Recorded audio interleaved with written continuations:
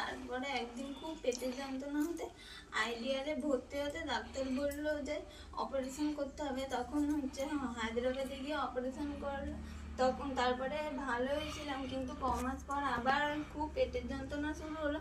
তখন আবার হসপিটালে যেতে ডাক্তার বললো যে নালিতে জড়িয়ে গেছে, আবার অপারেশন করতে হবে। তখন হচ্ছে পরমাত্মাকে প্রার্থনা করি আর পরমাত্মাকে ডাকি যে ওষুধেই যাতে ঠিক করে দেয় আর যাতে অপারেশন না করতে হয়। তারপরে পরের দিনে দুপুরবেলা অপারেশন হওয়ার কথা ছিল, আর সকালবেলায় ওষুধেই ঠিক হয়ে যায় আর পরমাত্মার আশীর্বাদে আর অপারেশন করতে লাগে না। এটাই হলো সাধুবাদ। মানে সবাইকে আমার নমস্কার। আর আমার আমার মেয়ের তো মেন 2 বছর আগে ওর পায়খানা না হওয়ার ভেলোর প্রথম গিয়েছিলাম। ওখানে যেতে বলে ওর সাইকোর প্রবলেম, অ্যাকচুয়ালি ওর ছিল পেটের প্রবলেম। ওর ক্ষুদ্রান্তের মানে যেটা রেকটাম ক্ষুদ্রান্তের নিচের দিকটা মানে সরু ছিল, যার জন্য ওর পায়খানাটা ক্লিয়ার হতো না।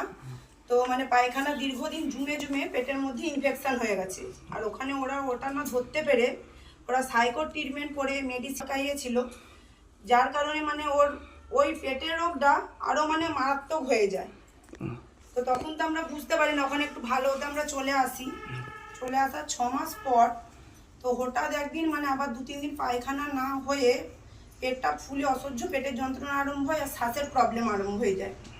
পরিমাণে মোশন জমে থেকে থেকে ওখানে তার জন্য শ্বাসকষ্টটা হচ্ছে।